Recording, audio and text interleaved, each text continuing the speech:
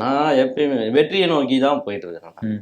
So எனக்கு வந்து இப்போ வெற்றி கண்டிப்பாக தேவை. நான் ஒரு 10 படங்கள் பண்ணியிருந்தாலும் வெற்றியை நோக்கி தான் போயிட்டு இருக்கிறேன். ஓகே. ஏன்னா இங்கே வந்து ஜெயிச்சவனுக்கு மட்டும்தான் வாழ்க்கை. ம். ஜெயிச்சாதான் வாழ்க்கை. அதை நான் புரிஞ்சு வச்சிருக்கிறேன். அதனால ஒரு வெற்றி எனக்கு இன்னும் ஒரு 10 படங்கள் புக் பண்ணி தரும். ஆக்சுவலாக வந்து சின்ன வயசுல ஸ்கூல் படிக்கும்போது இருந்த நான் வந்து ரஜினி சாரோட தீவிரமான ரசிகர். சூப்பர். ஒரு பயங்கரமான ரசிகர். அவருடைய படங்கள் பார்த்து பார்த்து தான் ஃபுல்லாகவே வளர்ந்தது. ரகுவரன் சார் எனக்கு ரொம்ப பிடிக்கும். ம். அதான் வில்லன் கேரக்டரில் ரகுவரன் சார், தென் பிரகாஷ் ராஜ் சார், இப்போ ரீசெண்டாக எஸ்ஜே சூர்யா சார், இவங்கெல்லாம் வந்து பயங்கரமாக மிரட்டியிருப்பாங்க. வேறு வேறு படத்தில் வேறு வேறு கேரக்டரில் பயங்கரமாக பண்ணியிருப்பாங்க. வணக்கம், விஜித் சரவணனா. உங்களை சந்திக்கிறது ரொம்ப மகிழ்ச்சி. நிறைய படங்கள் பண்ணிட்டு இருக்கீங்க, அதே மாதிரி வந்துட்டு நிறைய படங்கள் நடிச்சிருக்கீங்க. பார்க்கும்போது எங்களுக்கு வந்துட்டு ரொம்ப ஃபேசினேட்டிங்காக இருக்குது. ஃபினாமினலான படம்லாம் நடிச்சிருக்கீங்க. தோனி கபடி குழுவாக இருக்கட்டும், அதே மாதிரி வந்துட்டு வேட்டன் ஆய படங்களாக இருக்கட்டும், நிறைய படங்கள் பண்ணியிருக்கீங்க. இப்போ இந்த மாதிரியான ப்ராஜெக்ட்ஸ் எல்லாம் பண்ணுறீங்க. நாங்கள் எப்போ உங்களை வந்துட்டு தேட்டரில் மறுபடியும் பார்க்கலாம், கொண்டாடலாம்? வணக்கம். வணக்கம் தான். வசந்த் டிவி நேயர்களுக்கு அனைவருக்கும் வணக்கம். இந்த நிகழ்ச்சி அரேஞ்ச் பண்ண சுப்பையா சாருக்கு ரொம்ப நன்றி. உங்களுக்கும் நன்றி. ஆக்சுவலாக நான் வந்து எனக்கு சின்ன வயசுலேருந்தே ஸ்கூல் படிக்கும் போதுலேருந்தே நடிக்கணும்னு ஆசை. ஸோ அந்த ஆசைகள் தான் அதுக்கப்புறம் இப்போ வாழ்க்கையாக மாறி இருக்கு. சூப்பர். என்னுடைய முதல் படம் வந்து 2018 தோனி கபடின்ட்டு வந்தது. அதில் வந்து வில்லன் கதாபாத்திரம் பண்ணியிருந்தேன். அதுக்கப்புறம் வந்து வேட்டை நாய், அதுலேயும் வில்லத்தனமான ஒரு கேரக்டர் தான். ராம்கி சார் கூட த்ரோ அவுட் வர மாதிரி ஆர்கே சுரேஷ் சார் ஹீரோ பண்ணியிருந்தாரு. ஓகே. ஸோ அது ரொம்ப நல்ல ஒரு பேர் வாங்கி தந்த படம். அதுக்கப்புறம் இம்மீடியட்டாக நெக்ஸ்ட் அதுக்கு அடுத்த வருஷமே 2022 கட்சிக்காரன் படத்தில் முழுக்க ஹீரோவை பண்ணேன். ஹீரோவா பண்ணீங்க. நைஸ். எஸ். ஃபினாமினல். தோனி கபடிக்குள்ள வில்லனாக பண்ணேன். ஸோ அந்த படத்தோட டைரக்டரோட அடுத்த படம் தான் கட்சிக்காரன். அதில் வந்து ஹீரோவை பண்ணேன். ஸோ அந்த டைமில் வந்து நான் ட்ரை பண்ணிட்டு இருந்தேன், வேட்டை நாய்க்கு அப்புறம் என்ன பண்ணலாம் அப்படின்ற மாதிரி. ஸோ அந்த டைமில் ஸோ கட்சிக்காரன் டைரக்டர் ஐயப்பன் சார்கிட்ட கேட்டிருந்தேன், ஸோ எந்த மாதிரி கதைகள் சூட் ஆகும்ட்டு. ஸோ இந்த கட்சிக்காரன் டைட்டில் அதனுடைய கதை உங்களுக்கு கரெக்டாக சூட் ஆகும், அதுவே பண்ணலாம் விஜித் அப்படின்னாரு. கட்சிக்காரனில் முழுக்க ஹீரோவாக பண்ணேன். டிசம்பர் 2022 ரிலீஸ் ஆகிறது. ஸோ அது ரொம்ப நல்லா போனது.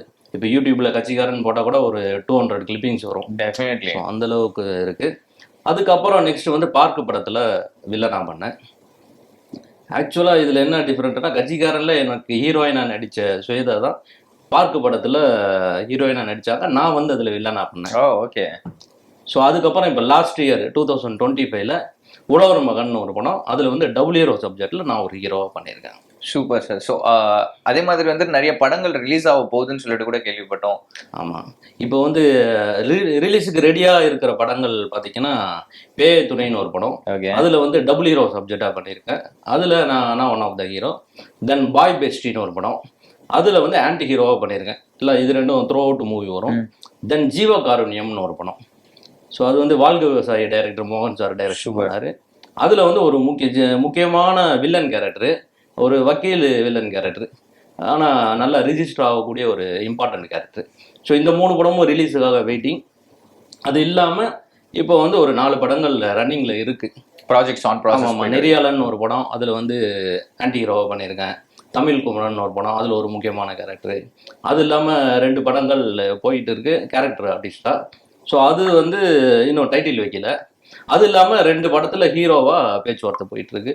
ஸோ அது மோஸ்ட்லி ஃபைனல் ஆகிற ஸ்டேஜில் இருக்குது. Super sir. அதே மாதிரி நீங்கள் சொல்லும்போது தான் இந்த கேள்வி கேட்கணும்னு தோணுது. நீங்கள் வந்துட்டு அந்த ஸ்விட்ச் பண்ணுறீங்களே கேரக்டர், லைக் வில்லனாக இருக்கீங்க, டக்குன்னு ஹீரோவாக மாறுறீங்க, ஒரு படத்துக்கு அந்த மாதிரி பண்ணுறீங்க. ஹவ் கம் சார், லைக்கணும் நம்ம இப்போ ஒரு கேரக்டர் ஃபிக்ஸ் பண்ணிட்டோம்னா அந்த கேரக்டர் நம்ம பண்ணணும்னு சொல்லிட்டு யோசிப்போம். பட் இந்த ஸ்விட்ச் பண்ணும்போது உங்களுக்கு டிஃபிகல்ட்டாக இல்லை? ஒரு படத்தில் நம்ம வில்லனாக நடிக்கிறோம், டக்குன்னு வந்துட்டு ஹீரோவாக நடிக்கிறோம். ஸோ இந்த ஸ்விட்ச் பண்ணுற ப்ராசஸ் எல்லாம் எப்படி போயிட்டு இருக்கு? அது உங்களுக்கு டிஃபிகல்ட்டாக இல்லையா, இல்லை வந்துட்டு கரெக்டாக அதுக்கேற்ற மாதிரி ஆப் பண்ணிப்பீங்களா? இல்லை அந்த மாதிரி இல்லை. அது ஆக்சுவலாக ஃபிலிம் இண்டஸ்ட்ரி ஒரு நடிகர் ஆகணும் அப்படின்றது நான் முடிவு பண்ண உடனே நான் வந்து ஸ்டில்ஸ் எடுத்துக்கிட்டு நிறையா கம்பெனிகள் ஏறி இறங்கினேன். இன்ஃபேக்ட் சொன்னால் நம்ப மாட்டீங்க, இந்த 10 வருஷம் ஆல்மோஸ்ட் 10 இயர்ஸ் ஆச்சு. 10 இயர்ஸில் வந்து நான் ஆல்மோஸ்ட் 2000 கம்பெனி ஏறி இறங்கியிருக்கிறேன். ஸ்டில்ஸ் எடுத்துக்கிட்டு எல்லா கம்பெனிலையும் தந்திருக்கேன். ஸோ அதனுடைய ரீச் தான் வந்து எனக்கு வந்து இப்போ நிறையா டைரக்டர்கள், இப்போ இருக்கிற கோ டைரக்டர், அசிஸ்டன்ட் டைரக்டர் எல்லாருமே நமக்கு பழக்கத்தில் இருக்காங்க. ஸோ அது மூலமாக தான் வாய்ப்புகள் வருது. அதே மாதிரி இன்னொரு விஷயம் என்னன்னு பார்த்தீங்கன்னா, நான் ஹீரோவா மட்டும்தான் நடிப்பேன்லாம் சொல்ல, ஹீரோவாகவும் நடிப்பேன், வில்லனாகவும் நடிப்பேன், காமெடியாகவும் நடிப்பேன், கேரக்டர் ஆர்டிஸ்டாகவும் பண்ணிப்பேன். எனக்கு அந்த கதையில் எந்த கேரக்டர் சூட் ஆகுதோ அதை வந்து பண்ணணுன்றது தான் என்னுடைய சரி, கேரக்டர் நீங்க எப்படி சூஸ் பண்ணுவீங்க சார்? இப்போ வந்துட்டு டைரக்டர் உங்ககிட்ட வந்து கதை சொல்லும் போது இந்த கேரக்டர் எனக்கு செட் ஆகும்னு சொல்லிட்டு நீங்களே டிசைட் பண்ணிப்பீங்களா, இல்ல வந்துட்டு நீங்க ஒரு இமேஜினேஷன் அந்த மாதிரி பண்ணிப்பீங்களா, இல்ல வந்துட்டு அவங்க கதை சொல்றதுல நீங்க வந்துட்டு எக்ஸெப்ட் பண்ணிப்பீங்களா, ஓகே இந்த கேரக்டர் எனக்கு பக்காவா ஃபிக்ஸ் ஆகும்பா அப்படின்னு சொல்லிட்டு? ஆக்சுவலாக பார்த்தீங்கன்னா டைரக்டர் வந்து என்கிட்ட நரேஷன் பண்ண உடனே அந்த ஸ்டோரியை, அதுக்கப்புறம் நான் கேட்பேன், சார் இந்த கேரக்டர் எனக்கு சூட் ஆகுமா அப்படின்ட்டு. சப்போஸ் எனக்கு வந்து அது சூட் ஆகலன்ற மாதிரி ஒரு தோணுன்னா தான் நான் சொல்லுவேன் அவர்கிட்ட, இல்லை சார் வேணா கெட்டப் மாற்றிக்கலான்ற மாதிரி ஒரு சஜஷன் சொல்லுவாங்க. ஸோ அதுக்கு தகுந்த மாதிரி நானும் டைரக்டரும் பேசி அதுக்கப்புறம் கன்சல்ட் பண்ணி தான் அந்த ஒரு முக்கியமான முடிவு எடுப்போம். ஏன்னா நான் என்றைக்குமே வந்து டைரக்டரோட ஆர்டிஸ்ட் தான். ஓ, அதுதான் என்னோட நெக்ஸ்ட் கேள்வியா தெரியும். நீங்க டைரக்டர் கம் ஆக்டரா, இல்ல வந்துட்டு டைரக்டரோட ஆக்டரா, இல்ல வந்துட்டு ஆக்டர் கம் டைரக்டரா? என்ன சொல்றதுன்னா, லைக் டைரக்டர் சொல்றதை நீங்க பண்ணுவீங்களா, இல்ல வந்துட்டு உங்களுக்குள்ளால இருக்கிற ஒரு சில விஷயங்கள் நீங்க பண்ணிப்பீங்களா? நான் டைரக்டரோட ஆர்டிஸ்ட் தான் என்னைக்குமே. ஓகே. பட் அதுக்கப்புறம் வந்து இது அந்த கேரக்டர் வந்து இன்னும் நல்லா மோல்டு பண்ணலாம் சார், அந்த ஒரு வெரைட்டி காட்டலாம், பாடி லாங்குவேஜ் வேற மாதிரி காட்டலாம், டைலாக் மாடுலேஷன் வேற மாதிரி காட்டலாம் அப்படின்ற மாதிரி வர்ற பட்சத்துல நான் டைரக்டர்கிட்ட சஜஷன் கேட்பேன். ஏன்னா நானா எதுவுமே முடிவு எடுக்கக்கூடாது, எடுக்க மாட்டேன். அவர்கிட்ட கேட்டுட்டு சஜஷன் கேட்டு, சார் இந்த மாதிரி பண்ணலான்னு இருக்கேன், அந்த கேரக்டர் இன்னும் கொஞ்சம் நல்லா மோல்ட் ஆகும்னு நினைக்கிறேன், ஓகேவா சார்ன்ட்டு அவர்கிட்ட பர்மிஷன் வாங்கி அவருடைய அப்ரூவல் கிடைச்ச பிறகுதான் நான் அந்த கேரக்டரை இன்னும் மெருகேற்றேன். Super sir. அதே மாதிரி வந்துட்டு நீங்க தொடர்ந்து நிறைய படங்கள் நடிச்சிட்டு இருக்கீங்க சார். உங்களுக்கு வந்துட்டு ஆரம்ப காலகட்டத்துல இந்த சினிமா மேல எப்படி ஒரு ஆசை வந்துச்சு? ஏன்னா சினிமா உள்ள வரதும் சரி, ஒரு கதாநாயகனை நடிக்கிறதா இருந்தாலுமே சரி வந்துட்டு ரொம்ப பெரிய விஷயம் சார். டெஃபினட்டா வந்துட்டு அதுக்கு நிறைய ஸ்ட்ரகிள்ஸ் இருக்கும், நிறைய ஹார்ட் ஒர்க்கிங் இருக்கும். நீங்க சொன்னது மாதிரி 2000 கம்பெனி ஏறி இறங்கினாலும் வாய்ப்பு கொடுக்குறவங்க ரொம்ப கம்மி. பட் உங்களுக்கு வந்துட்டு அந்த ஆசை எங்கேருந்து வந்தது? லைக் நம்மளும் வந்துட்டு சினிமாவுல போகலாம், நடிக்கலாம், இல்ல நீங்க வர்றதுக்கு முன்னாடியே வந்துட்டு நான் நடிப்பேன் அந்த ஒரு மைண்ட் செட்டோ தான் வந்தீங்களா, இல்ல வந்துட்டு மேபி ஒரு டைரக்ஷன் பண்ணலாம், ப்ரொடியூஸ் பண்ணலாம், அந்த மாதிரி ஒரு மைண்ட் செட்டோட வந்தீங்களா? நான் ஆக்சுவலாக வந்து சின்ன வயசுல ஸ்கூல் படிக்கும் போது இருந்த நான் வந்து ரஜினி சாரோட தீவிரமான ரசிகர். சூப்பர். ஒரு பயங்கரமான ரசிகர். அவருடைய படங்கள் பார்த்து பார்த்து தான் ஃபுல்லாகவே வளர்ந்தது. ஸோ ஸ்கூலு காலேஜ் ஒன்ஸ் முடித்தவொடனே அதுக்கப்புறம் சென்னை வந்தது சினிமாவில் நடிக்கிறதுக்காக தான் மெயினாக.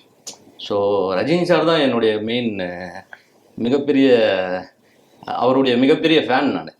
ஓகே. ஸோ அதனால் அந்த ஒரு இம்ப்ரெஷன் தான். ஸோ நாமளும் நடிகர் ஆகணுன்ற ஒரு ஐடியா வந்தது. எந்த வயசுல? அது ஆல்மோஸ்ட் ஒரு 7th 8th படிக்கும்போது. ஓகே. 7th 8th படிக்கிற ஸ்கூல் படிக்கிற டைம்லேயே அந்த ஒரு உணர்வு இருந்தது. ஸோ அதுக்கப்புறம் காலேஜ் முடிச்சுட்டு அதுக்கப்புறம் தான் சினிமாவில் ட்ரை பண்ணி சென்னை வந்த பிறகு அதுக்கப்புறம் ஃபுல்லாகவே சினிமாவில் அப்படியே சான்ஸ் தேட ஆரம்பிச்சாச்சு.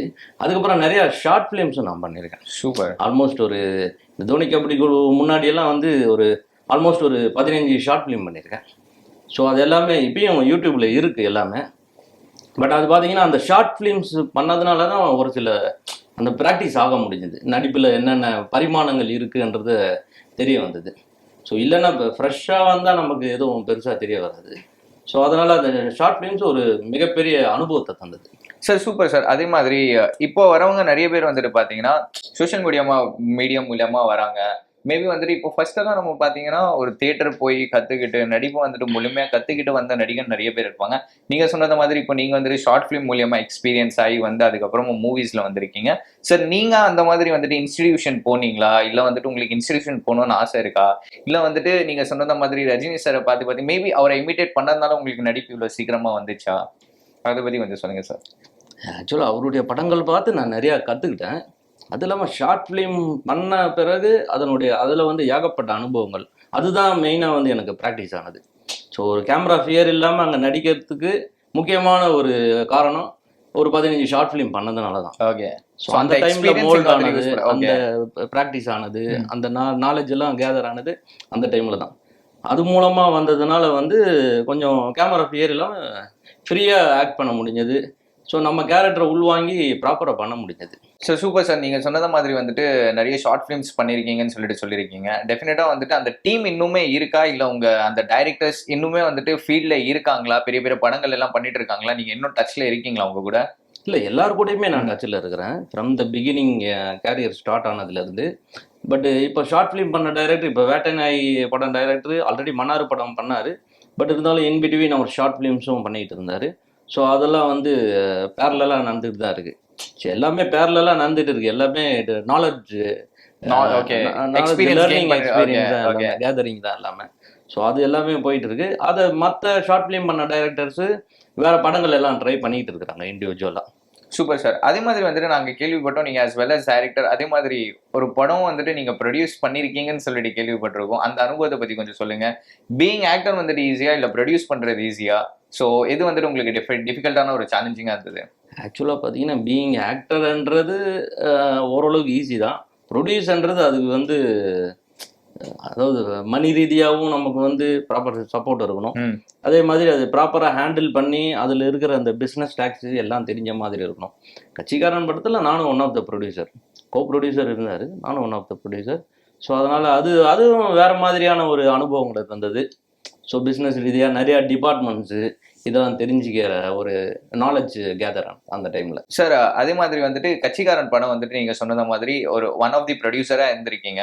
ஸோ அந்த படத்தை பற்றி கொஞ்சம் சொல்லுங்கள் சார். அந்த படம் எங்கெல்லாம் ஷூட் பண்ணீங்க? அதே மாதிரி பட்ஜெட் நீங்கள் ஏற்ற மாதிரி தான் வந்துச்சா இல்லை ஹையாக போயிடுச்சா? எப்படி இருந்தது அந்த எக்ஸ்பீரியன்ஸை பற்றி கொஞ்சம் சொல்லுங்கள். ஆக்சுவலாக நம்ம எதிர்பார்த்த அளவுக்கு தான் பட்ஜெட் இருந்தது, கரெக்டாக தான் இருந்தது.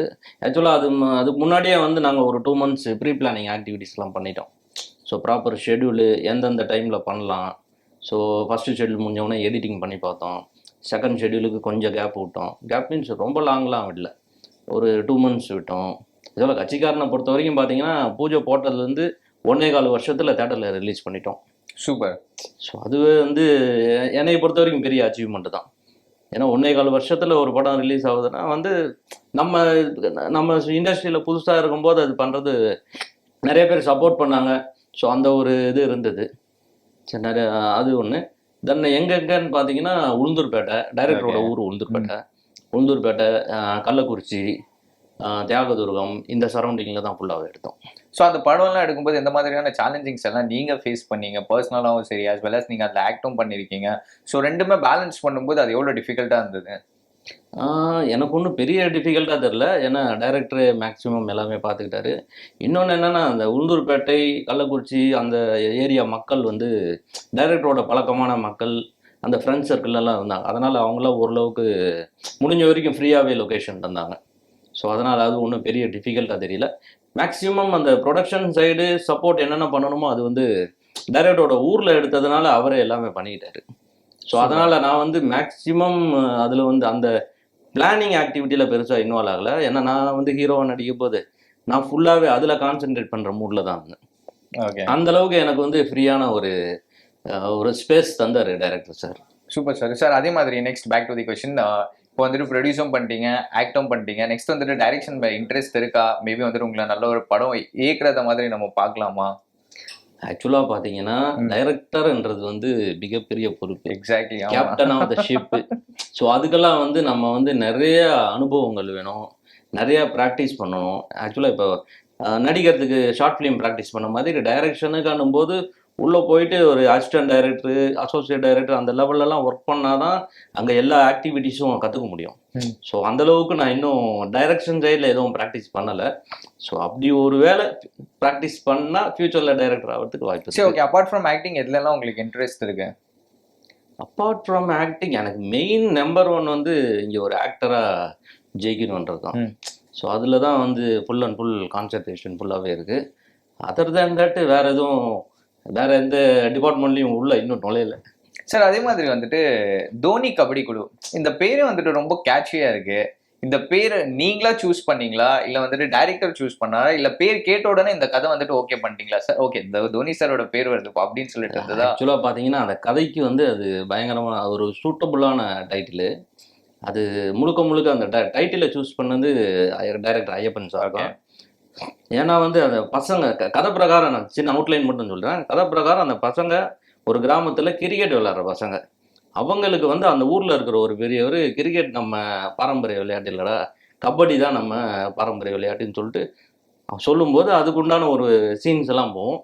அந்த டைமில் இவங்க கபடி குழுவை அதை ஃபார்ம் பண்ணும்போது அப்போ அவங்க தலைவர் தோனி பேரை வச்சு தோனி கபடி குழுன்னு வைப்பாங்க. அதுதான் டைட்டில் வந்துடும். சூப்பர். ஸோ கடைசியில் இந்த பசங்க கிரிக்கெட்டையே விட்டுட்டு கிளைமேக்ஸில் கபடியை நோக்கியே போவாங்கன்றது தான் முடியும். ஓகே. ஸோ இந்த படத்துல வந்துட்டு எந்த மாதிரியான சேலஞ்சிங்ஸ் எல்லாம் ஃபேஸ் பண்ணீங்க? ஏன்னா வந்துட்டு இப்போ ஒரு ஸ்போர்ட்ஸ்னு வரும்போது ஒண்ணி நம்ம அதை பத்தி தெரிஞ்சுக்கணும், இல்ல அதுல நம்ம இருக்கணும். அப்ப நம்மளுக்கு ரொம்ப ஈஸியா இருக்கும்.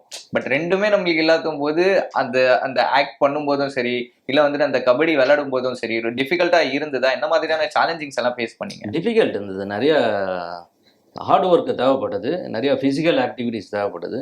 ஏன்னா நான் அதில் வில்லன் டீம் கபடி இதில் தான் இருந்தேன். ஸோ அதில் வந்து நிறைய நிறைய ஹார்ட் ஒர்க் தேவைப்படுது. பட்டு ஸோ ஃபிசிக்கல் ஆக்டிவிட்டீஸ்லாம் தேவைப்படுது. நான் ஏன்னா கபடி மேட்ச்சே பார்த்தீங்கன்னா ஆல்மோஸ்ட் ஒரு மினிமம் ஒரு 12 டேஸ் எடுத்திருக்கோம் ஃபுல்லாகவே. ஒவ்வொரு டீம் தான் ஒரு 12 டீம் என்னமோ விளையாண்டுருப்பாங்க இதில். ஆமா. ஸோ ஒவ்வொரு டீம் கூடயும் விளையாடும் போது அது வந்து டோட்டலாக ஒரு 12 டேஸ் கபடி மேட்ச்சு ஃபுல்லாக செட்டு போட்டு அங்கே எடுத்தது. அது ஒரு நல்ல ஒரு எக்ஸ்பீரியன்ஸ். Super sir. அதே மாதிரி ஒரு டீம் கூட நம்ம டிராவல் பண்றோம். அதே டீம் வந்துட்டு ப்ரோலாங்கா நம்ம கூட டிராவல் ஆகுமா? இப்போ நீங்க வந்துட்டு தோனி கபடி குழுல வந்துட்டு ஒரு டீமா நீங்க இருந்திருப்பீங்க. எல்லாமே வந்துட்டு ஒரு ஃப்ரெண்ட்ஷிப் பாண்ட்ல இருந்திருப்பீங்க. அந்த ஃப்ரெண்ட்ஷிப் பாண்ட் இன்னுமே கண்டினியூ ஆகுதா? மேபி வந்துட்டு வர படத்துல உங்களை எல்லாருமே திருப்பி சேர்ந்து பார்க்கலாமா? கண்டிப்பாக பார்க்கலாம். ஏன்னா தோனி கபடி குழு டைரக்டர் ஐயப்பன் சார் தான் அவரோட ஃபர்ஸ்ட் படம். நான் அதில் வில்லனாக பண்ணேன். அந்த படத்தில் ஹீரோவாக அபிலாஷ் நடிச்சார். அவர் கூடயும் டச்சில் தான் இருக்கும். ஐயப்பன் சாரோட அடுத்த படம் தான் கட்சிக்காரன். இப்போ லாஸ்ட் இயர் வந்த உழவர் மகன் படத்தில் நான் டபுள் ஹீரோவில் ஒன் ஆஃப் த ஹீரோவாக பண்ணேன். ஓகே. அதுவும் ஐயப்பன் சாரோட 3வது படம் தான். So, ஐயப்பன் சாரும் நானும் வந்து கண்டினியூஸாக ட்ராவல் பண்ணிட்டு Travel இருக்கோம். பண்ணிட்டு தான் இனிமேலும் இருக்கீங்க. ட்ராவல் பண்ணுவோம். சூப்பர் அந்த சார். ஒரு ரிலேஷன்ஷிப் இருக்கு. சூப்பர். எல்லா ப்ராஜெக்ட்ஸ்லயுமே நம்ம வந்துட்டு ஒரு சில விஷயங்கள் கத்துப்போம். ஒரு சில எக்ஸ்பீரியன்ஸ் கிடைக்கும். ஸோ அதே மாதிரி வந்துட்டு நீங்க பண்ண எல்லா ப்ராஜெக்ட்லயுமே நீங்க கத்துக்கிட்ட ஒரு விஷயம், எக்ஸ்பீரியன்ஸ் ஆன ஒரு விஷயம் அப்படின்னு சொன்னா என்னெல்லாம் சொல்லுவீங்க? லைக் ஃபார் எக்ஸாம்பிள் நம்ம ஸ்டார்ட் பண்ணுவோம். ஃபர்ஸ்ட் படம் நம்ம தோனி கபடி குழுல இருந்து ஸ்டார்ட் பண்ணலாம். அதுல நீங்க என்ன கத்துக்கிட்டீங்க? என்ன எக்ஸ்பீரியன்ஸ் வாங்கிக்கிட்டீங்க? என்ன தெரிஞ்சுக்கிட்டீங்க? தோனி கபடிகளில் பார்த்தீங்கன்னா ஃபர்ஸ்ட் ஆஃப் ஆல் எல்லாரோட ஆக்டிங்கை நிறையா நான் நோட் பண்ணேன். அந்த படத்தில் ஒரு சில சீனியர் நடிகர்கள்லாம் நடித்தாங்க. ஸோ அவங்களெல்லாம் நோட் பண்ணேன். அப்புறம் ஐயப்பன் சார் ஒரு டைரக்டரோட மூடு எப்படி இருக்கும், ஸோ அது வந்து அவங்களுக்கு தகுந்த மாதிரி நாம் அங்கே வந்து ப்ளே பண்ணணும் இப்படின்றதெல்லாம் நான் தோனி கபடியில் கற்றுக்கிட்டேன். நெக்ஸ்ட் படம் வேட்டை நாயை பொறுத்த வரைக்கும் லெஜண்ட் ராம்கி சார் கூட நடித்தேன். ஸோ அவர்கிட்ட நடித்த அந்த அனுபவங்கள் அவர்கிட்ட இருந்து நிறையா கற்றுக்கிட்டேன். அதே மாதிரி ஆர்கே சுரேஷ் சார் ஹீரோவாக பண்ணார் அதில். ஆமா. ஸோ அவர் வந்து அதுக்கு முன்னாடியே 2-3 படத்தில் மிரட்டி இருந்தார். அவர் எப்படி இருப்பாரு? வில்லனா மிரட்டி இருந்தார். செட்ல எப்படி இருப்பாரு? ஜாலியா இருப்பாரா? ஏன்னா அவர் பார்த்தாலே நம்மளுக்கு ஒரு வில்லனிக்கான ஒரு ஃபீல் நம்மளுக்கு ஒண்ணு கிடைக்கும். ஸோ நீங்க எல்லாம் பழகும்போது எப்படி இருந்தது அந்த எங்கள் செட்ல? ஊரில் ரொம்ப சோஷியலாக பழகினாங்க. நான் அண்ணன் தான் கூப்பிடுவேன் ஆர்கே சுரேஷ் சார். ஈவன் ராம்கி சாரே அண்ணன் தான் கூப்பிடுவோம். ஓகே. ஸோ அது வந்து ரொம்ப சோசியலாக இருந்தோம். அதெல்லாம் ஒன்றும் ப்ராப்ளம் கிடையாது. கரெக்டாக நல்லா ஈக்குவலாக இருந்தது. அதில் வந்து சீனியர் நடிகர்கள் கூட நடித்த ஒரு அனுபவம் இருந்தது வேட்டை நாயில். நம்ம நாராயணன் சார் பண்ணார், ரமா மேடம் பண்ணாங்க. சூப்பர். ஸோ நிறைய சீனியர் ஆர்டிஸ்ட் பண்ணாங்க அந்த படத்தில். அப்புறம் ஜவஹர் கார்த்திகேயன் சொல்லிட்டு இந்து படத்தில் நடித்த கார்த்திகேயன் பண்ணார். சூப்பர். ஸோ அவங்க காம்பினேஷன் இருந்தது. நெக்ஸ்ட்டு தான் கட்சிக்காரன். நான் ஹீரோ பண்ண படம். அது வந்து ஏகப்பட்ட அனுபவத்தை தந்தது. ஹீரோன்னும் போது அதுக்கு உண்டான ஒரு டெத் இருந்தது. த்ரோ அவுட் மூவி என்னோட தான் இருந்தது. படமாக வந்து அது நல்ல கதையாக தான் அக்செப்ட் ஆனது மக்கள் மத்தியில். அது யூடியூப்பில் நிறையா கிளிப்பிங்ஸ் இருக்கும். ஸோ கட்சிக்காரனை பொறுத்த வரைக்கும் வந்து ப்ரொடியூசராக இருந்ததுனாலும் ஏகப்பட்ட அனுபவங்கள் இருந்தது. அதுலேயும் நாங்கள் நிறையா ஆர்டிஸ்ட்டு நடிக்க வச்சுருந்தோம். அப்புக்குட்டி சார் பண்ணார். அப்புக்குட்டி என்னுடைய க்ளோஸ் ஃப்ரெண்டு. ஓகே. அவர் பண்ணார். அப்புறம் வின்சென்ட் ராய் சார் பண்ணார். பழைய சத்திரியனில் நடித்த வின்சென்ட் ராய் சார் எனக்கு அப்பா கேரக்டர் பண்ணார். ஸோ அதுக்கப்புறம் ஃப்ரெண்டாக வந்து தெனாலி பண்ணார். அப்புறம் மாய் சுந்தர், பாண்டின்னு சொல்லிட்டு நண்பர்கள்லாம் பண்ணாங்க. ஸோ நிறைய பேர் அதுலேயும் நடிச்சிருந்தாங்க. ஸோ கட்சிக்காரன் வந்து அது ஹீரோன்றதுனால அது வேற ஒரு பரிமாணத்தை கொண்டு வந்தது. ஃபர்ஸ்ட் ஆஃப் ஃபுல்லாகவே ஒரு மாதிரி ஒரு சைலண்டான கட்சி தொண்டனாக இருக்கிற மாதிரி இருக்கும். இன்டர்வலுக்கு அப்புறம் தான் அந்த ஹீரோயிசம் வெளியே வரும். ஏன்னா கட்சி தலைவன் வந்து அந்த உண்மையான தொண்டனுக்கு தப்பு பண்ணிட்டாருன்றதுனால, அதாவது தப்பு பண்ணிட்டாருன்னும் போது அந்த தொண்டனோட உண்மையான நிலைமை எப்படி இருக்கும், அப்போ வந்து ஒரு ஹீரோயிசம் வரும். செகண்ட் ஹாஃப் ஃபுல்லாகவே அந்த ஹீரோயிசமோட ட்ராவல் ஆகும். சூப்பர். ஸோ அப்புறம் கிளைமேக்ஸாக எப்படி முடியுதுன்றது தான் கதை, படத்தோட கதை. சூப்பர். நெக்ஸ்ட் அதுக்கப்புறம் தான் பார்க் பண்ணோம். பார்க். ஆமாம். ஸோ பார்க்கில் வந்து ஒரு அது ஆக்சுவலாக வந்து அது ஒரு பேய் படம், ஹாரர் மூவி. ஸோ அதில் வந்து ஒரு வில்லனாக பண்ணேன், ஒரு முக்கியமான வில்லன் கேரக்டர். ஸோ அது ஒரு நல்ல ஒரு அதுலேயே நிறையா அந்த ஃபைட்டெல்லாம் இருந்தது. அது ஃபைட்டெல்லாம் இருந்தது பார்க்கில். ஸோ அதெல்லாம் கொஞ்சம் ஒரு புது அனுபவமாக வந்தது. அதுக்கப்புறம் அது உழவர் மகன். உழவர் மகன் டபுள் ஹீரோ சப்ஜெக்டில் நான் ஒரு ஹீரோ. பட் அது வந்து ஹீரோன்றதை விட அந்த என்னோட கேரக்டர் என்னன்னு பார்த்தீங்கன்னா ஒரு ஆன்டி ஹீரோ மாதிரி இருக்கும். ஒய்ஃபை நான் ஃபாரின் மாப்பிள்ளையே வருவேன். ஃபாரின்லேருந்து வந்து கல்யாணம் பண்ணிக்குவேன் சடனாக ஒரு 1 வீக்லேயே. ஓகே. கல்யாணம் அதான் மெயின் ஹீரோயின், அந்த பொண்ணு தான் மெயின் ஹீரோயின். அவங்க கல்யாணம் ஆன பிறகு அவங்களுக்கு இன்னொரு லவ் இருக்குன்னு தெரியும். அதுக்கப்புறம் என்னோட கேரக்டர் வந்து அந்த பொண்ணை டார்ச்சர் பண்ணுறது தான். ஓகே. ஸோ அது பயங்கரமான பிளேவாக இருக்கும் படத்தில். சார் இப்போ இவ்வளோ படம் எல்லாம் பண்ணியிருக்கீங்க. மேபி வந்துட்டு ஒரு சில விஷயங்கள் சரி, இல்லை ஒரு சில படங்கள் வந்துட்டு ரொம்ப நெருக்கமா இருக்குப்பா, இது maybe close to my heart, close to my like you know எப்படி சொல்றது, க்ளோஸ் டு எவ்ரி திங்னு கூட சொன்னா எந்த மாதிரியான ஒரு படம் நீங்க சொல்வீங்க? இது வந்துட்டு ரிலேட் பண்ணலாம் பையன் வாழ்க்கையை வச்சுட்டு அப்படின்னு சொன்னா இந்த ஒரு படம். நான் பண்ண படம். ஆமா, நீங்க பண்ண படங்கள். நான் பண்ண படங்கள் பார்த்தீங்கன்னா ரிலேட் பண்ணணுன்றதை விட மேபி ஒரு க்ளோஸ் டு ஹார்ட், எனக்கு இந்த படம் ரொம்ப க்ளோஸ் டு ஹார்ட் அப்படின்னு. எனக்கு க்ளோஸ் டு ஹார்ட் நான் கட்சிக்காரன் தான். கட்சிக்காரன். ஏன்னா அதுக்கும் நான் காரணம் சொல்லிட்டேன். என்னோட ஃப்ரெண்டு கூட, எனக்கு நேட்டிவ் வந்து சேலம். ஓகே. என்னோட ஃப்ரெண்டு வந்து அங்கே கவுன்சிலராக இருக்கிறார். இதில் ஒரு கவுன்சிலர் கேரக்டர் மாதிரி தான் வரும். கவுன்சிலருக்கு நிற்க வைக்கிறேன்னு சொல்லுவார், நிற்க வைக்க மாட்டார். அதான் ஏமாத்திடுவார். இந்த தலைவர் வந்து தொண்டனை ஏமாத்திடுவார், உண்மையும் தொண்டன். ஸோ அந்த மாதிரியான ஒரு கதை. இதெல்லாம் கிளிப்பிங்ஸு, அந்த ட்ரெய்லர்லாம் பார்த்த உடனே நிறைய பேருக்கு அந்த கதை புரிய ஆரம்பிச்சிருச்சு. ஸோ நிறைய பேர் அந்த அரசியலில் இருக்கிறவங்க, அரசியலில் ஒரு அடிமட்ட தொண்டர் லெவலில் இருக்கிறவங்க கூட நிறைய பேர் கால் பண்ணிட்டு எனக்கு சொன்னாங்க, சார் என்ன பார்த்த மாதிரியே இருக்குது சார், உங்களுக்கும் அந்த மாதிரி தான் நடந்ததா கதையில் என்ன நடந்ததோ அந்த மாதிரி நிறைய பேருக்கு நடந்திருக்கு ரியலாக. ஸோ அது வந்து ஓப்பனாகவே சொன்னாங்க. கவுன்சிலர் கேண்டிடேட்டும் சொன்னாங்க, அது ஒரு உறுப்பினராக இருக்கிறவங்களும் சொன்னாங்க. ஸோ என்ன மாதிரியே இருந்தது, என்ன பார்த்த மாதிரியே இருந்தது உங்களுடைய கேரக்டர் படத்தில் அப்படின்னாங்க. அது வந்து ரியலாகவே வந்து ரியலாக நடக்கக்கூடிய ஒரு கதையாக தான் இருந்தது. ஸோ அந்தளவுக்கு ஒரு நல்ல ஒரு படமாக தான் இருக்கும் அது. Super sir. சார் அதே மாதிரி வந்துட்டு எப்போவுமே நம்ம ஒரு மைண்ட் செட்டில் இருப்போம், ஆனால் வந்துட்டு ஷூட்டுன்னு வந்துச்சுன்னா நம்மளோட மைண்ட் செட் வேறு மாதிரி மாறும். ஸோ நீங்கள் வந்துட்டு ஷூட்டு டைமும் சரி, இல்லை வந்துட்டு அந்த கதாபாத்திரத்துக்குள்ளால போகும்போதும் சரி, அந்த கேரக்டர் உள்ளால போகும்போதும் சரி, உங்களே நீங்கள் எப்படி ப்ரிப்பேர் பண்ணிப்பீங்க? லைக் இப்போ நீங்கள் கட்சிக்காரன் பண்ணும்போது வந்துட்டு நம்ம ஒரு பொலிட்டிஷியனாக இருக்கணும் அப்படின்னு சொல்லிட்டு ஒரு மைண்ட் செட்டுக்குள்ளால வருவோம்ல. ஸோ அந்த மாதிரி நீங்கள் ப்ரீ ஷூட்டில் என்ன மாதிரியான விஷயங்கள் எல்லாம் பண்ணிப்பீங்க? மேபி வந்துட்டு மைண்டுக்குள்ளால செட் பண்ணிப்பீங்களா, ஓகே நம்ம இப்படி தான் பண்ணணும் இப்படி தான் பண்ணணும்னு சொல்லிட்டு, இல்லை ஆன் ஃப்ளோவில் போகிறது மாதிரி போவீங்களா? இல்லை ஆக்சுவலாக வந்து காலையில் செட்டுக்கு வந்தவுடனேவே ஃபஸ்ட்டு என்ன மாதிரியான டைலாக்ஸு, இன்றைக்கி என்ன சீன் எடுக்க போகிறோம், என்ன மூடு வேணும் அப்படின்றது கேட்டு தெரிஞ்சுக்குவேன். நான் முடிஞ்ச வரைக்கும் மேக்ஸிமம் பேப்பர் வாங்கி படிக்கிறதுலாம் கிடையாது. டைரக்டர்கிட்ட ஒரு 2-3 டைம் கேட்டுக்குவேன், அவர் சொல்கிற மாடுலேஷனு, ஸோ அவர் எந்த மாதிரியான ஃபீல் பண்ணுறாரு இதெல்லாம் கேட்டு வச்சுக்கேன். ஸோ அதை வந்து அதுக்கப்புறம் நான் அந்த டைலாகை என்னுடைய ஃப்ளோக்கு தகுந்த மாதிரி ப்ராக்டிஸ் பண்ணி பார்ப்பேன். ஸோ அது ஆட்டோமேட்டிக்காகவே வந்து ஆன் ஃப்ளோவில் வந்துடும். அது ப்ராப்ளம் இல்லை. அது டைரக்டருக்கு திருப்தி வர்ற வரைக்கும் எத்தனை டேக்கானாலும் பண்ணுவேன், அது ஒன்றும் ப்ராப்ளம் கிடையாது. ஸோ அதை வந்து ஸ்டார்டிங்லேயே அன்னைக்கு காலையிலேயே வந்து அதனுடைய டீட்டெயில் எல்லாமே கேட்டு தெரிஞ்சுக்குவேன். ஸோ அது வந்து ஈஸியாக இருக்கும் கேமரா முன்னாடி ஆக்ட் பண்ணும்போது.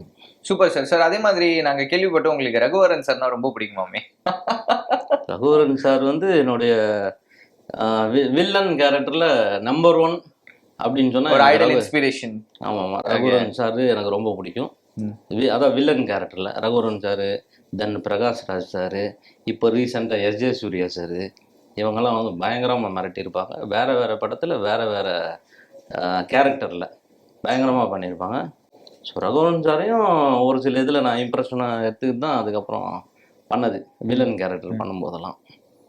சார் உங்களுக்கு ஹீரோயிசம் பண்ணுறதுக்கு பிடிக்குமா, வில்லனிசம் பண்ணுறதுக்கு பிடிக்குமா? ஏன்னா நீங்கள் ரெண்டுத்துமே பண்ணுறீங்க, பட் நீங்கள் எதை வந்துட்டு ரொம்ப என்ஜாய் பண்ணி பண்ணுவீங்க? நான் வந்து எல்லா கேரக்டருமே நான் பண்ணுறதுக்கு ரெடியாக இருக்கிறேன். இப்போ ஏற்கனவே சொன்ன மாதிரி அது கரெக்டு சார்.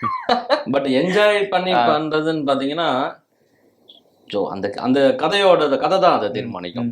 ஹீரோவாகவும் நடிப்பேன், பட் வில்லன்க அந்த ஒரு படத்தில் வந்து வில்லன் தான் இம்பார்ட்டன்ட் கேரக்டரு அப்படின்ற மாதிரி இருந்தால் வில்லனாகவும் நான் சூஸ் பண்ணிக்குவேன். ஹீரோவை மட்டும்தான் நடிப்பேன்னு நான் சொல்ல மாட்டேன். வில்லன் தான் அங்கே வந்து ஸ்கோர் பண்ண முடியுது அப்படின்னும் போது அதுக்கு தகுந்த மாதிரி நான் என்னோட கேரக்டர். இப்போ நீங்க தமிழ் சினிமாவை எப்படி பாக்குறீங்க? ஏன்னா இப்போ சமீபத்தில் வந்து நிறைய படம் வந்துட்டு பாத்தீங்கன்னா, மேபி வந்துட்டு ஹீரோக்கான ஒரு ஹைப் கிடைக்குதோ இல்லையோ, ஆனா வில்லனுக்கான ஹைப் வந்துட்டு பயங்கரமா கிடைக்குது. ஸோ நீங்க பார்க்கும்போது எப்படி இருக்கு இப்போதைக்கு இருக்கிற தமிழ் சினிமாஸ்? இப்போ நல்லா இருக்கு, ரொம்ப நல்லா இருக்கு.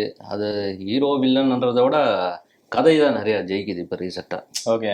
ஸோ எல்லாமே இப்போ ஈவன் அயோத்தி மாதிரி படங்கள், tourist family, even love today, dragon இதெல்லாம் வந்து கதைகள் நல்லா இருந்ததுனால தான் அது எல்லாமே. ஸோ நீங்க ஏன் லவ் டுடே மாதிரி ஒரு படம் பண்ண மாட்டீங்க? ஸோ நமக்கு அந்த மாதிரி கதைகள் அமையணும். டைரக்டர் வந்து சொன்னா நம்ம பண்றதுக்கு ரெடியா தான் இருக்கும். இன்ட்ரெஸ்டட் தான். இன்ட்ரெஸ்ட் தான். நம்ம பண்றதுக்கு ரெடியா தான் இருக்கும். லவ் டுடே, அதுக்கப்புறமா டிராகனு. ஸோ அதெல்லாமே அந்த மாதிரி கதைகள் அமையும் போது கரெக்டாக நம்ம சூஸ் பண்ணிக்கும். சரி, ஓகே. உங்களுக்கு என்ன மாதிரியான கதைகள் பண்ணணும்னு ஆசை சார்? இப்போ நீங்க வந்துட்டு நிறைய கதைகள் பண்ணியிருக்கீங்க. பட் ஸ்டில் எனக்கு இன்னும் இந்த மாதிரி கதைகள் பண்ணணும்னு ஆசைன்னா எந்த மாதிரியான கதை பண்ணணும்னு ஆசை? மேபி வந்துட்டு ஒரு ஃபேமிலி ஓரியன்டா, காலேஜ் ஓரியன்டா, இல்லை எந்த மாதிரியான கதைகள் பண்ணணும்னு ஆசை? எனக்கு வந்து சஸ்பென்ஸ் த்ரில்லர் படங்கள் தான் ஓகே, ரொம்ப பிடிக்கும். அதுதான் ஆடியன்ஸ் மத்தியில் கரெக்டாக உட்கார வைக்கும்ன்றது என்னோட நம்பிக்கை. மற்ற படங்களும் உட்கார வைக்கும், பட் அதுக்கு வந்து இன்னும் ஸ்க்ரீன் பிளே நிறையா மோல்டு பண்ண வேண்டியிருக்கும். சஸ்பென்ஸ் த்ரில்லர்ன்னும் போது அது ஆட்டோமேட்டிக்காக நம்ம அங்கே ஒரு ஜிக்ஜா காட்டினாவே போதும். ஸோ அது வந்து தனியாக நின்றோம். ஸோ அந்த மாதிரி த்ரில்லர் படங்கள் பண்ணுறதுக்கு தான் எனக்கு. ஏன் சார் ரொமான்ஸ் பண்ணலாமே நீங்க? ஐ மீன் ரொமான்ஸும் பண்ணலாம், ஆல்ரெடி ரொமான்ஸும் பண்ணியிருக்கிறோம் கட்சிக்காரன்லாம். பட் அதுக்கு தகுந்த மாதிரி கதைகள் அமையறத பொறுத்து நம்ம. ரொமான்ஸ் பண்றது ஈஸியா சார்? ரொமான்ஸ் பண்றது ஈஸி தான், அதுல ஒன்றும் கஷ்டம்லாம் கிடையாது.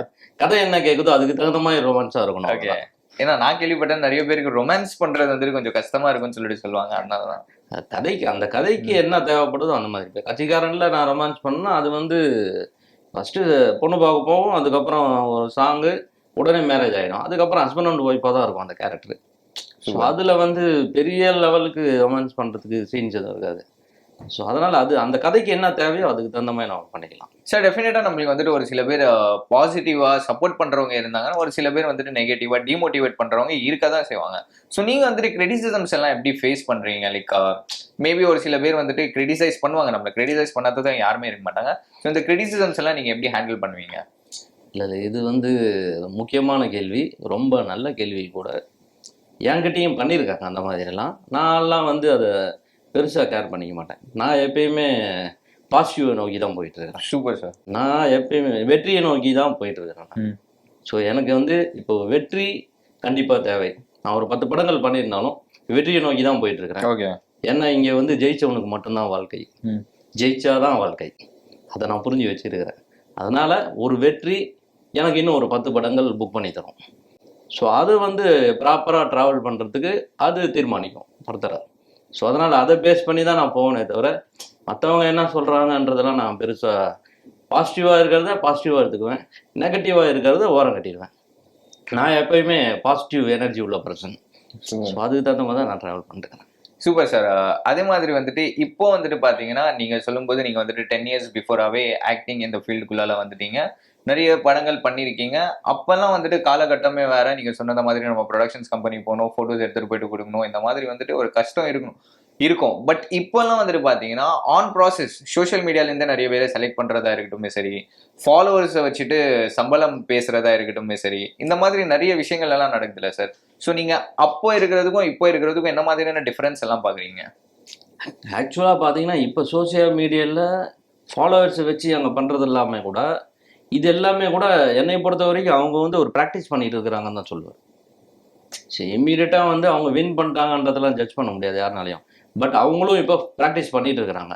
சோசியல் மீடியா பண்ணாலும் அதில் சம் இன்கம் வந்தாலும் மறுபடியும் அவங்களும் வந்து சினிமாவுக்கோ இல்லை பிடிச்சிருந்தால் டிவி சீரியலுக்கோ போகிறதுக்கு தான் அவங்க விருப்பப்படுவாங்க தவிர கடைசி வரைக்கும் சோசியல் மீடியாலே இருக்கணும்லாம் யோசிக்க மாட்டாங்க. ஸோ சோசியல் மீடியான்றது அவங்க இன்னைக்கு ஒரு லேர்னிங் ப்ராசஸ் மாதிரி அவங்க வந்து எக்ஸ்பீரியன்ஸ் கேதர் பண்ணிட்டு இருக்கிறாங்க, ப்ராக்டிஸ் பண்ணிட்டு இருக்காங்கன்றது தான் என்னோட கணிப்பு. ஸோ அந்த மாதிரி தான் பண்ணிட்டு இருக்கிறாங்க. பட் அதை வச்சு வந்து பாசிட்டிவாக எடுத்துக்கிறாங்க நிறையா டைரக்டர்ஸு. இவருக்கு ஆல்ரெடி சோசியல் மீடியாவில் ஒரு ரீச் இருக்குது, அவருக்கு வந்து ஒரு கேரக்டர் தருவோம் நம்ம படத்தில், அப்போ அது ஆட்டோமேட்டிக்காக கொஞ்சம் சப்போர்ட் பண்ணுன்ற மாதிரியான ஒரு மைண்ட் செட்டில் யோசிப்பாங்க. Sir correct sir. பட் இதனாலும் வந்துட்டு நிறைய டேலண்டடான பீப்புள் வந்துட்டு லேக் ஆகிறாங்கன்னு சொல்லிட்டு நீங்கள் நினைக்கலையா? ஏன்னா வந்துட்டு நிறைய பேர் கூத்துப்பட்டுற போய் தியேட்டர் ஆர்டிஸ்டாக வந்து நடிக்கிறதுக்குன்னே நிறைய பேர் இருக்காங்க, நடிக்கிறதுக்காகவே சாக்ரிஃபைஸ் பண்ண லைஃபே நிறைய பேர் இருக்காங்க. ஸோ இந்த மாதிரி இருக்கும்போது டக்குன்னு ஒரு 30 seconds கிளிம்ஸ் பண்ணுறவங்களை தூக்கி படத்தில் போடும்போதும் ஸோ இவங்களாலும் வந்துட்டு ரியல் டேலண்ட் லேக் ஆகுதுன்னு சொல்லிட்டு நீங்கள் நினைக்கலையா? இல்லை அந்த மாதிரி கிடையாது. ஆக்சுவலாக இவங்களுடைய ப்ராக்டிஸும் ஒரு பக்கம் போயிட்டு இருக்கு. அவங்க கூத்துப்பட்டுறையில் மேபி அதர் ஃபிலிம் இன்ஸ்டியூட்டில் எதில் ப்ராக்டிஸ் பண்ணாலும் அவங்களும் அதுக்கு தகுந்த மாதிரி தான் மூவ்மெண்ட் பண்ணிட்டு இருக்காங்க. இப்போ எல்லாமே பார்த்தீங்கன்னா எந்த அளவுக்கு நம்ம வந்து பீப்புளை ரீச் பண்ணுறோன்றதை பொறுத்து தான். இப்போ ஃபார் எக்ஸாம்பிள் கூத்துப்பட்டுறையில் ட்ரைனிங் எடுத்த ஒரு நடிகராக இருந்தாலும் அவர் வந்து எந்த அளவுக்கு போயிட்டு கம்பெனிஸ் எல்லாம் பார்க்குறாரு, எந்த அளவுக்கு டைரக்டர் எல்லாத்தையும் மீட் பண்ணுறாரு, ப்ரொடியூசர் சைடில் மீட் பண்ணுறாரு, இதெல்லாம் அந்த அந்த லிங்க்கு தான் வந்து இங்கே ஃபார்ம் பண்ணி அவங்களுக்கு ஒரு கேரக்டர் உருவாக்கி தரும் ஒவ்வொரு படத்துலையும். ஸோ அதனால் சோஷியல் மீடியான்றது ஒரு பக்கம் இருந்தாலும் இது ஒரு வேறு ட்ரெண்டு. பட் சோஷியல் மீடியாவில் இருக்கிறவங்கலாம் இப்போ கூத்துப்பட்றையில் ட்ரைனிங் எடுத்து லவ் பண்ணுவாங்களான்னு தெரியாது. ஸோ எல்லாமே அந்தந்த கேரக்டரு அவங்கவுங்க என்னென்ன ப்ராக்டிஸ் பண்ணி வச்சுருக்காங்க, என்ன நாலேஜ் கேதர் பண்ணி வச்சுருக்காங்க, அதுக்கு தகுந்த மாதிரி தான் அவங்களுடைய சக்ஸஸ் வரும். ஸோ அந்த மாதிரி தான் நான் நினைக்கிறேன். சினிமாவை நீங்கள் இப்போ பார்க்கும்போது எப்படி பார்க்குறீங்க? ஏன்னா ஒரு பேக் ஒரு 10 இயர்ஸ் 5 இயர்ஸ் பிஃபோர் எல்லாம் வந்துட்டு சினிமானா ஒரு பெரிய ஹிட்டும் சரி, இல்லை வந்துட்டு நிறைய படம் வரும்போது நிறைய வரவேற்பு சரி, நிறைய விஷயங்கள் இருந்தது. பட் இன்னைக்கு சினிமா அப்படி இருக்குன்னு சொல்லிட்டு நீங்கள் பார்க்குறீங்களா? சினிமா வந்து ஓகே, பட் இப்போ ஓரளவுக்கு நல்ல ஹெல்த்தியாக தான் இருக்குது அட் ப்ரெசென்ட். இப்போ ரீசெண்டாக in between after that Covid நிறையா ட்ராபேக்ஸ் இருந்தது. ஈவன் சினிமாவில் பிஸ்னஸ் ரீதியாகவும் சரி, நிறைய படங்கள் தேட்டருக்கே மக்கள் வர்றது பெரிய இதுவாக இருந்தது. இன்னைக்கு அட்லீஸ்ட் வந்து நல்ல படங்கள் அப்படின்றது அந்த ஒரு 2 ஷோலேயே தெரிஞ்சிருது. நல்ல படங்கள் அனும்போது அதை தூக்கி வச்சு கொண்டாடுறாங்க. ஓகே. ஸோ அந்த மாதிரி நிறைய படங்கள் இப்போ ரீசெண்டாக பார்க்க முடியுது. ஸோ அதெல்லாம் வந்து இது ஒரு ஹெல்த்தியான ட்ராவலாக தான் நான் சரி சார், நீங்கள் சொல்லுங்கள். நீங்கள் ரீசெண்டாக எந்த படம் பார்த்து ரொம்ப பயங்கரமாக என்ஜாய் பண்ணீங்க, சூப்பராக இருக்குதுப்பா, இந்த மாதிரி ஒரு ஸ்டோரி நம்மளும் பண்ணலாமே அப்படின்னு சொல்லிட்டு ஃபீல் பண்ணீங்க? இல்லை, நான் ரீசெண்டாக வந்து ஒர்க்கு லோடு கொஞ்சம் அதிகமாக இருக்கிறதுனால ஜாஸ்தி பார்க்கல படங்கள். பட்டு நல்ல பிடிச்ச படங்கள்லாம் இது டூரிஸ்ட் ஃபேமிலி பார்த்தேன், அது ரொம்ப நல்லா இருந்தது. ஈவன் பராசக்தி பார்த்தேன், அது நல்லா இருந்தது. ஓகே, அது பீரியட் மூவியாக இருந்தாலும் அது நல்லா எடுத்திருந்தாங்க சுதா மேடம். ஸோ அதுலேயும் நிறையா கேரக்டரு, அதில் ஒரு வெரைட்டிஸு, ஒரு வித்தியாசமான ஒரு ஸ்டோரியாக இந்த காலகட்டத்தில் தெரிஞ்சது. ஸோ இதெல்லாம் அந்த மாதிரி நிறையா படங்கள் கேள்விப்படுறேன், நான் பார்க்கலனாலும். பட் அதெல்லாம் ஒரு நல்ல ஒரு ஹெல்த்தியான சினிமா ட்ராவலாக தான் இருக்குது இப்போது. Super sir. நம்ம தமிழ் சினிமாவில் வந்துட்டு நிறைய டைரக்டர்ஸ் இருக்காங்க. ஸோ உங்களுக்கு வந்துட்டு யாரோட டைரக்ஷனில் நடிக்கணும்னு ஆசை? For an example Vetrimaaran sir இருக்காரு, கார்த்திக் சுப்புராஜ் சார் இருக்காரு, லோகேஷ் கனகராஜ் இருக்காரு. ஸோ இந்த மாதிரி நிறைய பேர் இருக்காங்க. உங்களுக்கு வந்துட்டு யாரோட டைரக்ஷன்லப்பா இவங்க டைரக்ஷனில் நம்ம நடிச்சிடணும்ப்பா அப்படின்னு சொன்னால் யாரு சொல்லுவீங்க? எனக்கு வந்து எல்லாரோட டைரக்ஷன்லையும் நடிக்கணும்ன்றது சார். சார் ஸ்பெசிஃபிக்கா நீங்க சொல்லணும் சார். அட்லீஸ்ட் இல்ல ஸ்பெசிஃபிக்கா சொல்லணும்னா வேற டைரக்டர்கள் யாரும் தப்பா நினைச்சிடக்கூடாது. அது தப்பா நினைக்க மாட்டாங்க, நம்மளுக்கும் பிடிச்சவங்கன்னு ஒரு சில பேர் இருப்பாங்கல்ல. ஸோ அப்படி பார்த்தீங்கன்னா இப்போ கரண்ட்ல வந்து Nelson sir. Okay. Nelson sir அவர் வந்த பீரியட்லேருந்து ரொம்ப நல்ல ஒரு டைரக்ஷன் சூப்பராக பண்ணிட்டு இருந்தார், கோலமாவு கோகிலாலேருந்து. அதுக்கப்புறம் லோகேஷ் கனகராஜ் சார். ஸோ அவரதும் வந்து கைதியெல்லாம் நான் பார்த்து மிரண்டுட்டேன். கைதியெல்லாம் பயங்கரமாக சார். உங்களுக்கு அந்த மாதிரி ஒரு கதாபாத்திரம் கொடுத்தா பண்ணுவீங்களா? கண்டிப்பாக பண்ணலாம், சூப்பராக பண்ணலாம். Super sir. அது வந்து ஒரு எக்ஸலண்ட்டான ஒரு ஸ்க்ரீன் பிளே கொண்ட கதை Kaithi. So Nelson sir, Lokesh Kanagaraj sir, then Vetrimaaran sir, even இப்போ ரீசெண்டாக துரை செந்தில்குமார் சார், கருடன்லாம் நான் கருடனும் பார்த்து நான் மிரண்டேன். ஓகே. ஸோ அதுவும் வந்து ஒரு சூப்பரான ஒரு ஸ்டோரி, ஸ்க்ரீன் பிளே, நல்ல டைரக்ஷன். அதனால தான் அதுவும் ஒரு மாஸ் ஹிட்டாக நின்னது. ஸோ அதுக்கப்புறம் பார்த்தீங்கன்னா ஒரு அசோக் மாரிமுத்து. ஸோ அதுக்கப்புறம் நம்ம senior directors as usual Mani Ratnam sir, Shankar sir. So இவங்க டைரக்ஷன்லாம் கண்டிப்பாக பண்ணணுன்றது என்னோட மிகப்பெரிய ஆர்வம் சார். நிறைய விஷயங்களை பற்றி பேசணும், அதே மாதிரி நிறைய விஷயங்களை கேட்டு தெரிஞ்சுக்கிட்டோம் சார். உங்களோட அப்கமிங் ப்ராஜெக்ட்ஸை பற்றி சொல்லுங்க, because we are fingers crossed. ஏன்னா வந்துட்டு நாங்கள் ரொம்ப எக்ஸைட்டடாக வெயிட் பண்ணிட்டு இருக்கோம். ஸோ அதை பற்றி கொஞ்சம் சொல்லுங்க சார். அதான் ஏற்கனவே சொன்ன மாதிரி இப்போ 3 படங்கள் வந்து ரிலீஸுக்கு வெயிட்டிங்கில் இருக்குது. பேய துணை படம் செகண்ட் ஹீரோவாக பண்ணியிருக்கேன், பாய் பெஸ்டியில் ஆன்டி ஹீரோவாக பண்ணியிருக்கேன், சூப்பர் ஜீவகாருண்யம் படத்தில் ஒரு வில்லன் வக்கீல் வில்லன் கேரக்டர் பண்ணியிருக்கேன். இது 3 வந்து project completed, first copy is ready. So waiting for release இந்த 3 ப்ராஜெக்ட்டுமே. ஸோ அது இல்லாமல் வந்து ஒரு 4 ப்ராஜெக்ட் ரன்னிங்கில் இருக்குது. நெறியாளன் ஒரு படம் திண்டுக்கல் எடுத்துக்கிட்டு இருக்கோம். அந்த நெறியாளனில் வந்து ஆன்டி ஹீரோவாக பண்ணியிருக்கேன். அது ஒரு இம்பார்ட்டண்ட் கேரக்டர், அது ஒரு வில்லத்தனமான ஒரு ஹீரோயிசம் கொண்ட ஒரு கேரக்டராக இருக்கும். தென் அதுக்கப்புறம் தமிழ் குமரன் ஒரு படத்தில் ஒரு இம்பார்ட்டன்ட் கேரக்டர் பண்ணியிருக்கேன். அது இல்லாமல் டியர் ரோகின்னு ஒரு படம், அதில் ஒரு ஆன்டி ஹீரோ கேரக்டர் பண்ண போகிறேன். ஸோ அதுக்கப்புறம் வேறு இன்னும் 2-3 ப்ராஜெக்ட்ஸு பேசிக்கிட்டு இருக்காங்க. இதில் 2 ப்ராஜெக்டில் வந்து நான் ஹீரோவாக பேச்சுவார்த்தை போயிட்டுருக்கு. அது ஆல்மோஸ்ட் ஃபைனல் ஆகக்கூடிய ஸ்டேஜில் தான் இருக்குது. ஸோ இதெல்லாம் இப்போது கரண்ட்டில் போயிட்டு இருக்கிற project. Interesting sir. So super sir, நிறைய விஷயங்களை பற்றி பேசுனீங்க. And good luck for your future as well as for your career. And நீங்கள் இன்னும் நிறைய படங்களை பண்ணணும். அதே மாதிரி உங்களோட வேல்யூபிளான டைம் எங்களுக்கு கொடுத்ததுக்கு நன்றி sir. Thank you so much for having you here. Thank you so much sir. Thank you.